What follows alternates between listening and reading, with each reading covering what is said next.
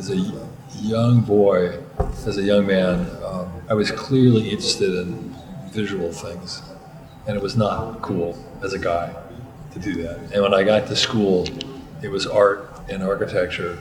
It was probably the first time I felt at home with being a man and having aesthetic interests, and that's as close as I could get.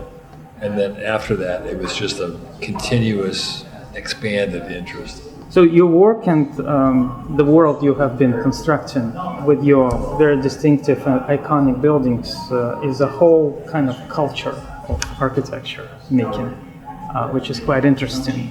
And I followed many of your conversations and interviews and lectures, and I selected a number of quotes from this material. And is it possible for you to react in very short response to several of these quotes?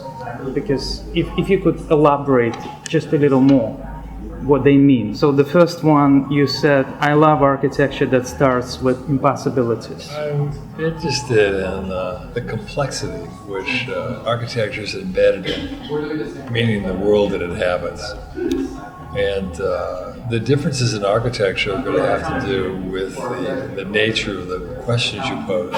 And I'm interested in the huge amount of information that's potentially affects our work. And then with that, the impossibility of ever totally attaining,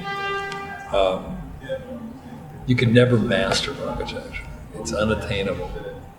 So you start with this idea, it's impossible. I like that idea that it's bigger than me. Okay. Going back to your question of the individual, which I actually find preposterous, it's a form that's larger than you, as if you're studying biology, astrophysics, name your subject, that the subject is always bigger than you are, and you're attempting to just get your arms around it, right?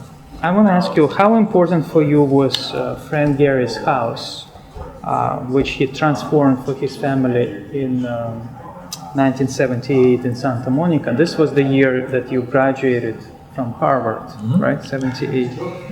And what was your reaction when you first saw it?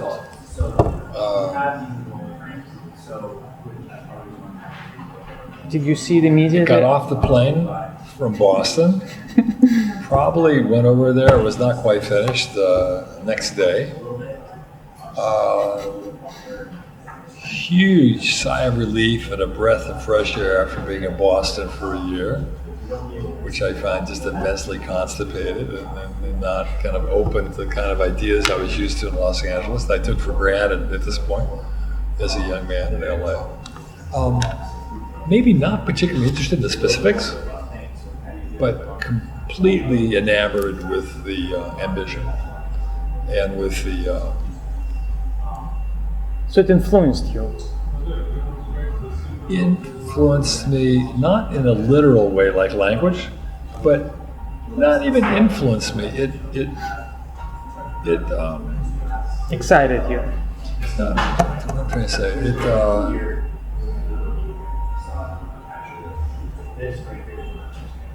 it was useful in that it justified or collaborated my instincts in kind of challenging the norm. And he showed it to you, pushing right? innovation and the freedom of thought. And it continued to expand that notion of the value of that kind of freedom that house was so indicative of. And Frank was so much part of. He showed you the house. That it was so, and it was so, the relaxedness at which it came. Because the LA scene is so different than the East Coast scene, and that it's much more open and frank and kind of honest to me than the kind of over-intellectualized ideas in the East Coast. And they seem to be so less secure. Somehow that intellectual seems to always bolster up to me kind of an insecurity. That if you were comfortable with the work, you wouldn't have to be so concerned with its justification within intellectual terms, literary terms, that you'd be comfortable with the work itself. And I very much was formed, as well as the art scene in New York, which was in LA, which was part of it. But also the house, when he did the house, it was very different from his other projects, right? Because he was much... You can see it coming. It was very detached, right? The houses before that he'd been working on, all were exploring a certain language, and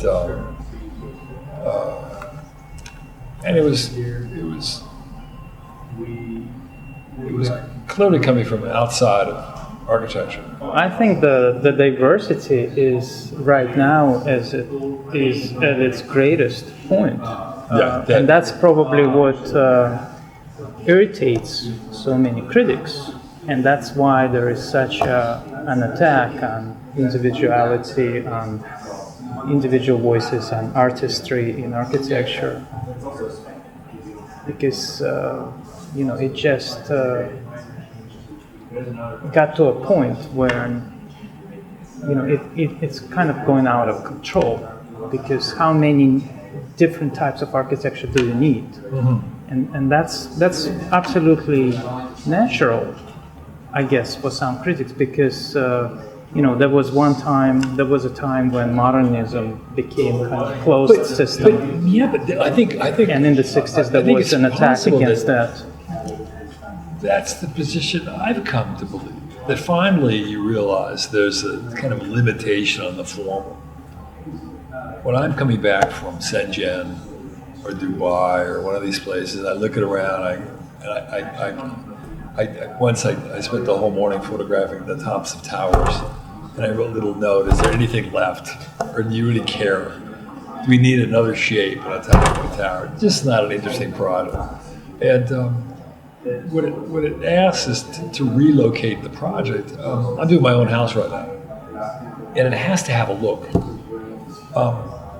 And I have certain interests that'll show up there without any question. And it's going to be this disconnection of things and the unfinishedness of stuff. It'll show up because I'm just fascinated in certain ideas that are purely formal.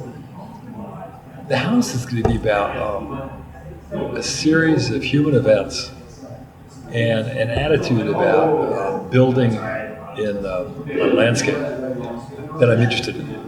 And I'm not even vaguely focused on the formal. It comes free. I sit down and draw something. It is what it is. I don't have to put a lot of energy in it. What I'm interested in is exploring another notion of how we inhabit the earth. And I'm digging in a certain way. But let me ask you. It has certain notions of how we interact with the site and how it uses resources, et cetera, and so it's going to be highly performance-driven. No water leaves the site. I use no energy. There's energy that services my car. I'm completely off the grid. But I interact with the site in a way that you'll recognize when you show up there. And it won't be about look. It won't be about a form. It'll be about how you interact with the site and what it means to have a domestic environment. And it'll have to do with the social condition of a house, how we live, how big it is, how the rooms are situated, what a family means, what it means to have a family at this point in my life, how I respond to the world. I have a little hotel to take guests, and it's an Airbnb-like thing. And you'll respond to it in terms of what I think are issues today that are social, ecological, environmental, etc. And the look is just completely secondary. And but you will say something, and you can't see it. And so it's not muscular, it's not architect, it's not Thom Mayne. But this house... In fact, the discussion will be, it's not even about Morphosis or Thom Mayne, it's a family. Okay. And it's trying to submerge architecture. But this house, it will reflect your internal world, right? Sure. And it will have very little to do with the external world, right? Just the opposite. It's going to be completely So different. you were photographing these towers, and you were asking just a minute ago, No. do we need another tower? No. But that tower is not based... Formally. Yeah. What we need is the rethinking of the workforce and how people work and what that means in terms of how people use that 12 hours a day. No. But this is exactly the rationale. The house is going to be a relationship of how one could build, what a city should look like or what it could look like, having to do with a certain type of typology.